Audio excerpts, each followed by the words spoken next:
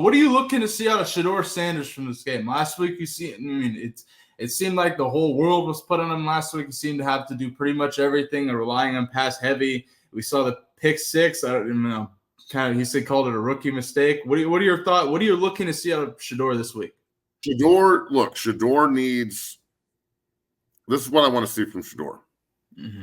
I want to see real leadership, accountability, and the ability to not be the star. Can you hand the ball off and facilitate and go 20 for 30 or 20 for 28 or 24 for 31 for like 250 and 2 tutties, but then your backs have 35 carries? Mm-hmm. Are you going to change the play from a pass to a run rather than from a run to a pass? Yeah, that's a great point. And again, no one's criticizing him. I'm saying that this is part of the growth of a quarterback, because right now there's a lot of scouts that love him and there's a lot of scouts that don't. So the walking off the field last week, probably not the best look, regardless of if you're going to get checked for a concussion or not. Yeah. It's a bad look. So it's got, saying that, how many times did Raiola get touched? Okay, that sounds bad. It just sounds bad. Mm-hmm. So no one's criticizing or trying to hate. I'm saying that he is not perfect either. And he needs to be constructively coached and criticized as well in order to meet his full potential, which as a quarterback is putting your team in the best play possible. If you know your offensive coordinator is a stump and he's not going to do shit and he's not going to change anything, and the same guy that's asking for the music to get turned down at practice and we're going to fucking Lincoln, it wasn't loud there, Pat, then you maybe need to take over. Right. The best quarterbacks I ever played against in the NFL, the Tom Brady story, bro. We're playing Tom Brady on Monday Night Football, and we're like all week we've been playing this running this zone blitz where we're overloaded, and in practice it's killing our quarterbacks and our scout team. And we're like, yeah, this is going to work. And right when we walk out, now true, they could have been recording it, but right when we walk out to do it, okay, and we're about to run it. He's like, easy, easy. And he points right at Vilma and he goes, that shit's not going to work, and checks it and picks it up and throws a touchdown to Vrabel and runs off the field. Yo, sorry, motherfuckers. That'll never work. And we're just like, what the fuck? So what I'm saying is it's the quarterback. You need to be more than just a gunslinger. I need a general. Mm-hmm. I need Shedeur to be General Sanders this week, bro. General Sanders, put your team in the best position to be successful, or we're going to continue to hear all this Colorado is trash, Colorado sucks.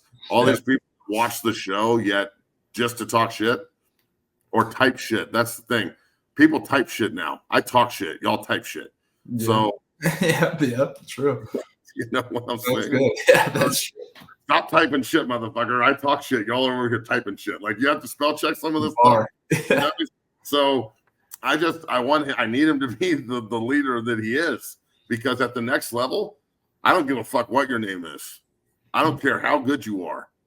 If you go out and you have the persona or the narrative is out there that you are better than everyone else, because that's the way people think right now. Don't tell me they don't. That ain't good in the NFL. Those men in the locker room won't take a back seat. There's going to be some controversy and some problems. And that's what the NFL execs are looking at. Right. Don't put all those doubts to rest by showing them who you really are. Leader, field general, gunslinger, fucking great teammate, awesome fucking attitude, tough as fucking nails. No one can debate that. But when you win as a quarterback, you should always push the success to the rest of your teammates. They did a great job. I was just along for the ride. And when you lose, shoulder all of it. He should have last week in Lincoln. He said, all on me. I was getting the ball out. I didn't put the offensive line in a good job to protect. I didn't check to the right place to do the run, even if it's not true. I agree. No, I agree with you 100%. That's what needs to happen, because then everyone goes, okay, that's accountability. Well, that's the job of a quarterback. That is the job of a quarterback. So again, I'm sure this is going to piss somebody off or whatever, but I'm not going after him maliciously.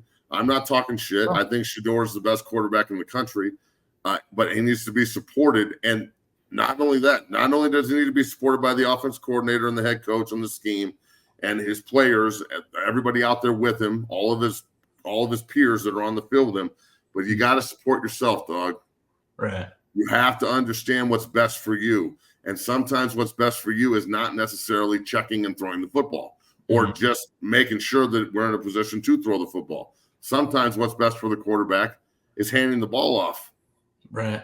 And walking into the huddle and going, all right, let's get fucking mean, boys. Let's go. This is on you today, offensive line. It's on you today, fullback, whoever the fuck you are. It's on you today, backs.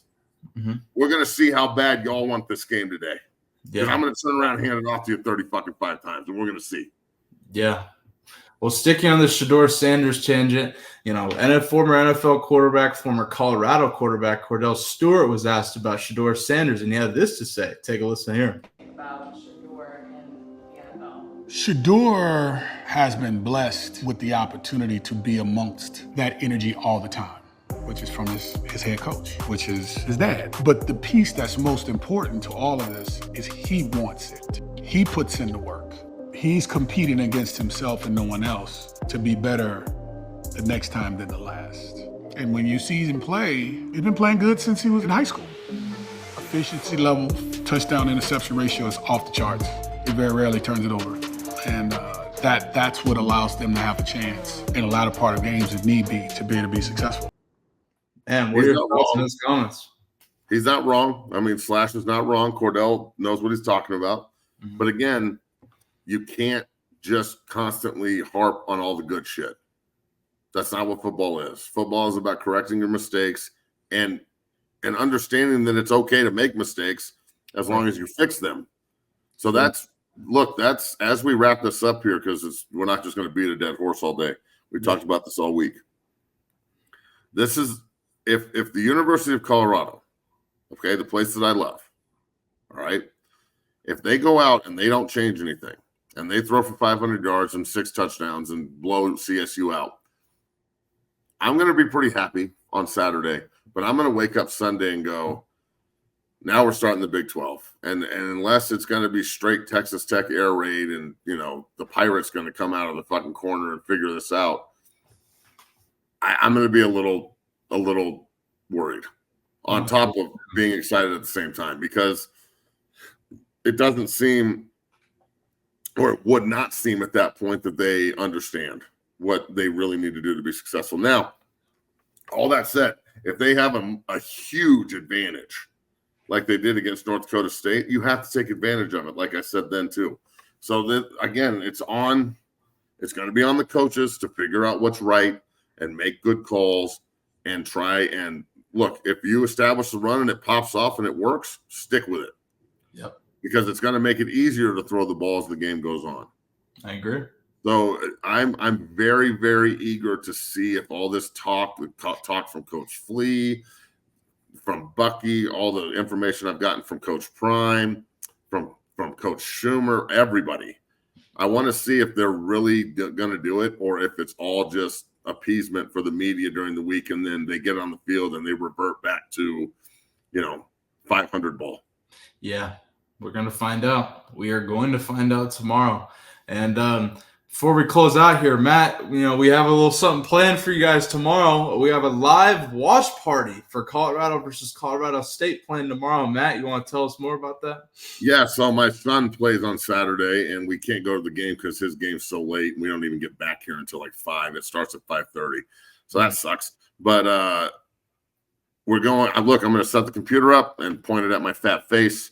I'm going to watch the game, and I'm going to react, and I'll answer any questions you have. I'm not going to do all the hate shit, though. If you just sit in the comments and talk shit the whole time, we're just going to block you, and I'm not going to, you're taking up space.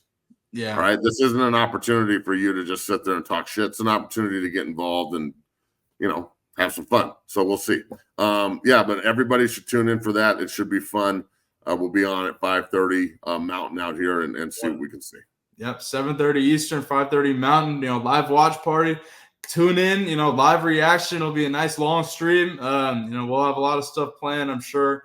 I'm excited for it. So go ahead and tune in, support us, become a member of the Dungeon family for only $2.99.